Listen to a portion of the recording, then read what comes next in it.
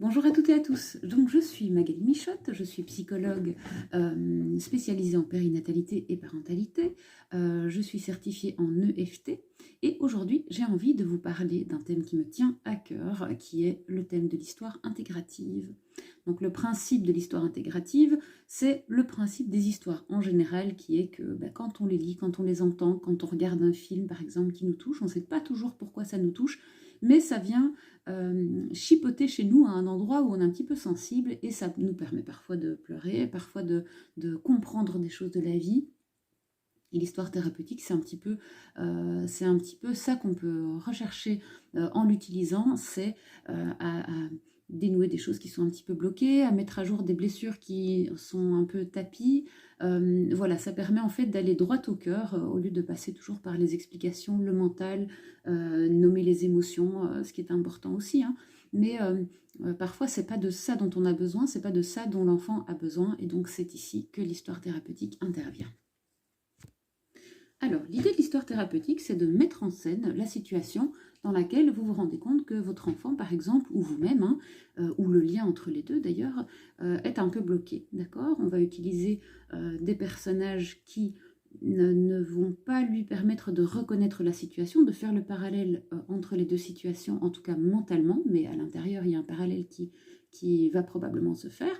Donc l'idée, c'est vraiment de mettre en scène cette situation, de décrire les ressentis de chacun des protagonistes, et l'idée ou l'objectif, en tout cas, ça va être que l'enfant puisse se sentir reconnu dans ses émotions, qu'il puisse se sentir reconnu dans la façon dont il vit les choses, et ce sont parfois des choses qu'il n'a pas pu identifier lui-même parce que il n'est pas encore suffisamment mature, et puis c'est bien normal, chaque chose en son temps. Mais donc les histoires intégratives peuvent aider à ça.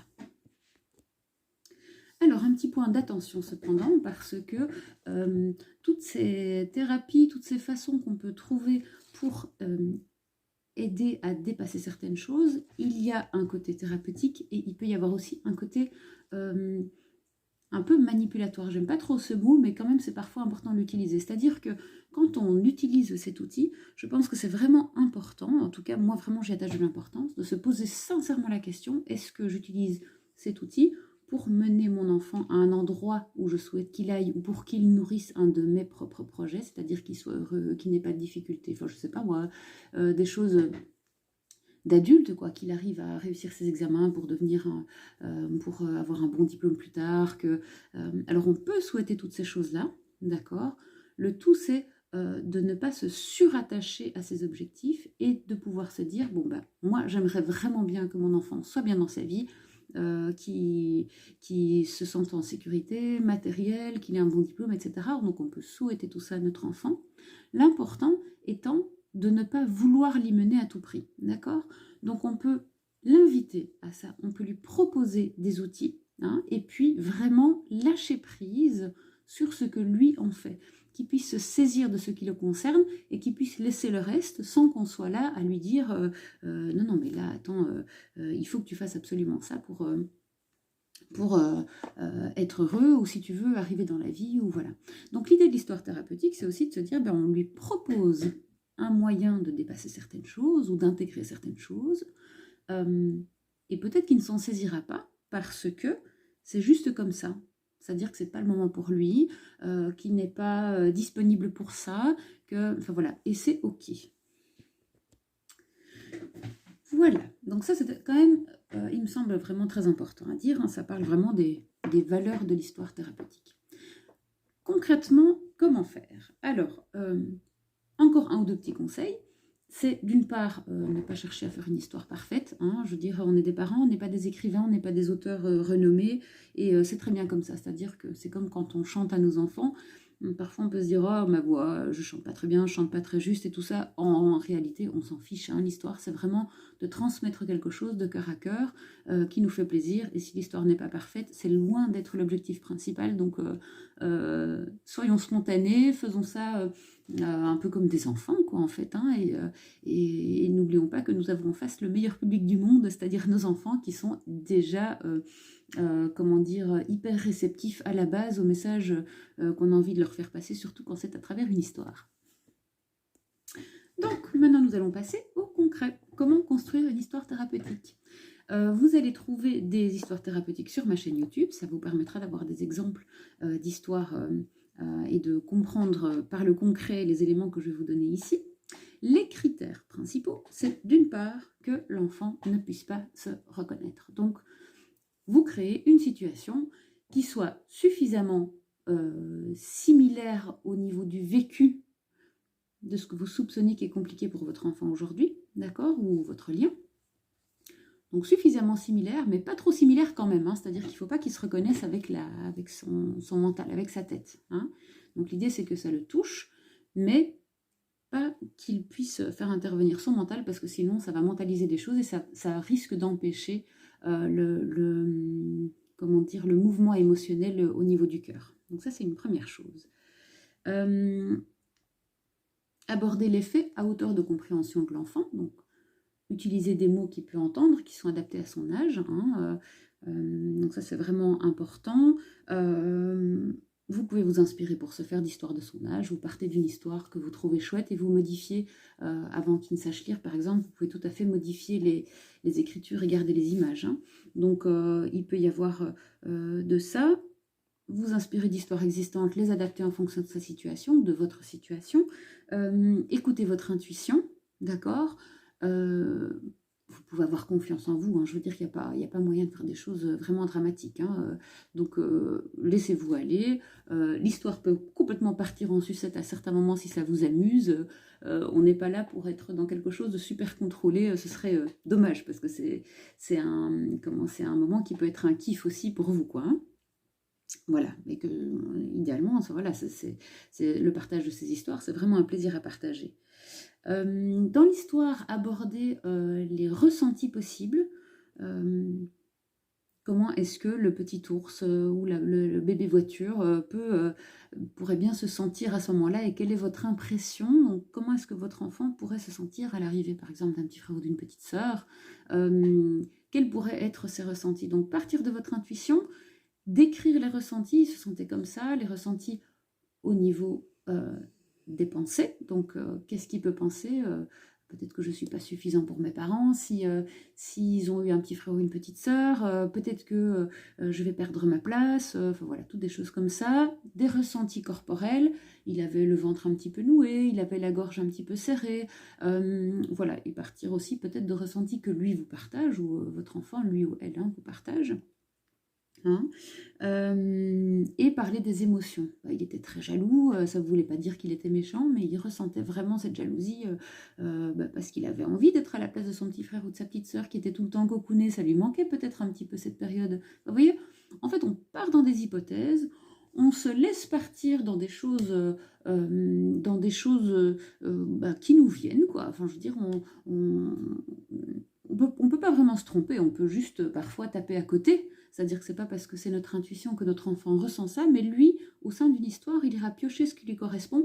Peut-être même qu'il aura envie d'ajouter sa patte à l'histoire. Ah, le petit ours, il se sent comme ça aussi, et comme ça, et peut-être qu'il a envie de tuer son petit frère. Voilà, hein, je veux dire, il y a vraiment des choses fortes qui peuvent sortir. C'est tout à fait ok, et c'est le but de l'histoire aussi, d'accord? Donc,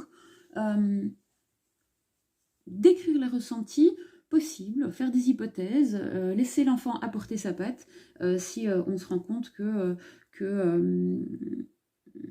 a envie de le faire, quoi. Hein. Donc les histoires peuvent être illustrées, on peut faire des petits bouquins, enfin voilà, de façon très sommaire. Hein. On n'est pas là, je ne vous dis pas qu'il faut faire un truc absolument parfait, surtout pas, mais l'idée c'est vraiment de laisser la spontanéité sortir et de voir ce qui se passe après. Je vous invite aussi, en 4e lieu, à écouter vos ressentis quand vous écrivez l'histoire. Parce que très souvent, ça va réveiller chez nous aussi, adultes, des choses. Hein.